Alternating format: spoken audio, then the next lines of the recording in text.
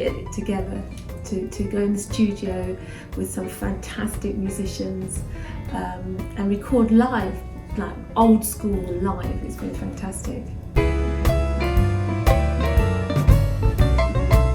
Wow, the response has been really fantastic. It's been positive. People totally understand it, and they are enjoying it. It's wonderful. The jazz is something that has always been in my life continuously, and I just felt that it'd be really wonderful to put the two things together, the two musical genres that I really love together. So it's something I've been thinking about for a long time, so I'm really excited about it.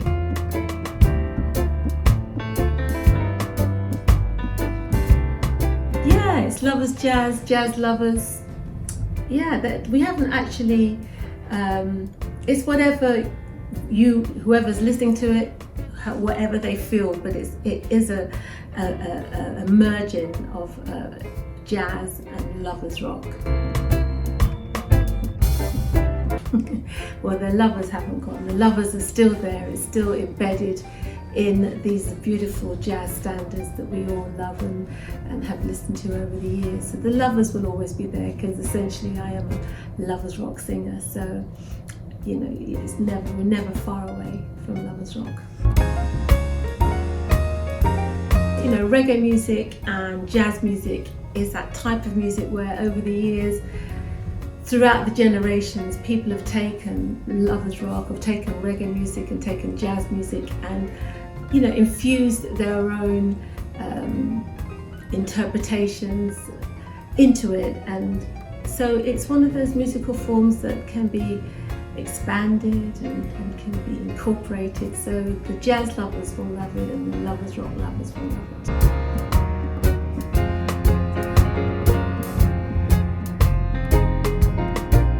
Well, funny enough, Alan Weeks and myself, we have a long musical relationship.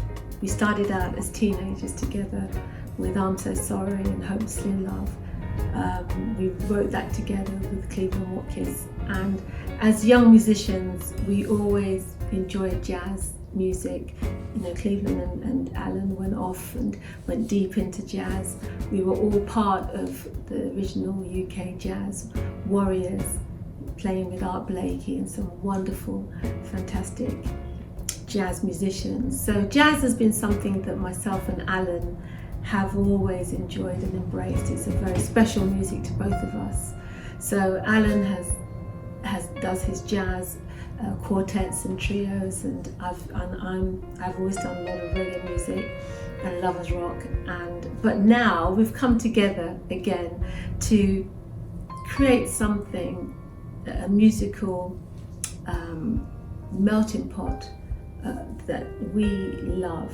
You know, just lots of jazz and lots of lovers rock and reggae music. So for myself and Alan, it's a wonderful journey and a wonderful experience to kind of make the music that we like.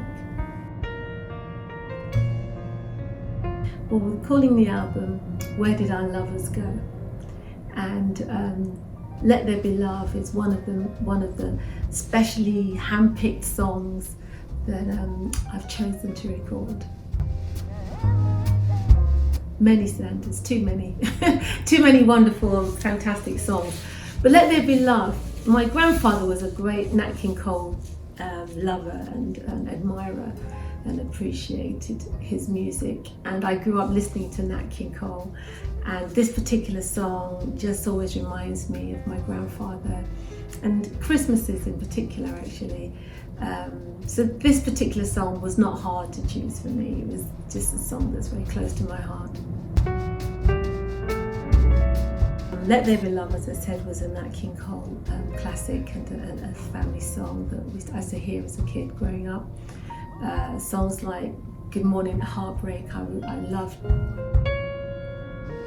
I always say Heartbreak actually, but it is Good Morning Heartache, which is a Billie Holiday song and a well-known song as well. But it's a song that I totally understand, and the lyric, you know, trying to find a peace of mind knowing that you're always being haunted by a memory or a thought. You know, you go to bed, you wake up and that's still there, that mood is still there, those thoughts are still there. And I think that that song actually captures that frustration that a lot of us have as a human condition, trying to shake negative feelings and sometimes being successful and sometimes not being successful. So Good Morning Heartbreak actually depicts a moment of frustration where you're just trying to get rid of a particular feeling that you just can't. Did I say, well, it's about heart?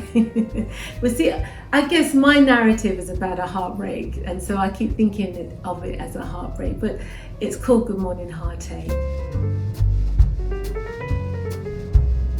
Well, I could have, but I didn't, because it's still Good Morning Heartache. It's the aching. An ache is more of a feeling than a break. Heartbreak is something else, but heartache is a feeling. So it makes perfect sense to call it Good Morning Heartache as opposed to Good Morning Heartbreak.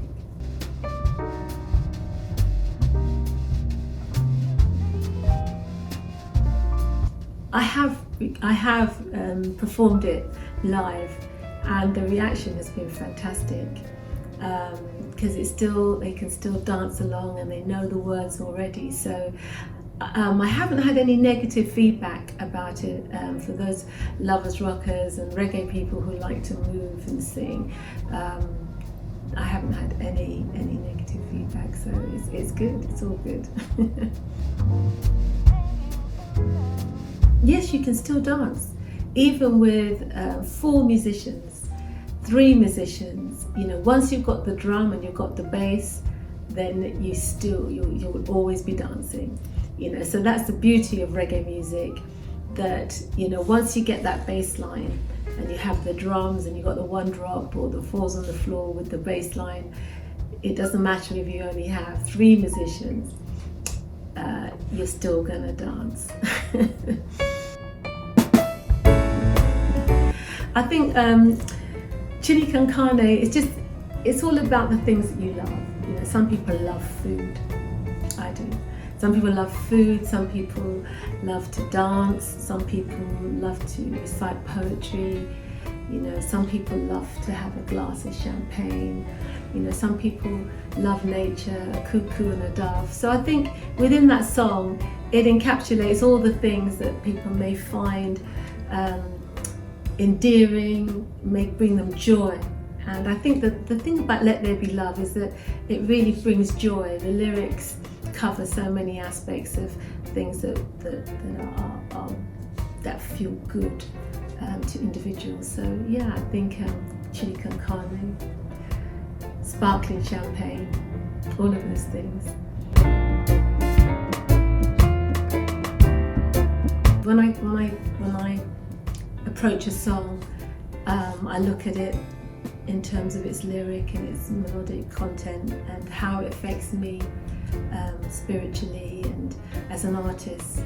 And I have to feel that the song speaks to me and that I can actually do something with that song, and I can actually interpret that song. So I'm not really thinking about anybody else when I'm recording. I'm just thinking about what that song means to me.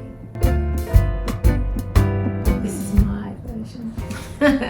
This is my unique version, you know, so I'm hoping that people will love it. I don't think I've destroyed the song. I think that I've actually added my dimension, my musical dimension to it. So yeah, I think Nat King Cole's song is, you'll never touch it, you'll never knock it off its perch, but I do believe my version is a very honest version, and I love it.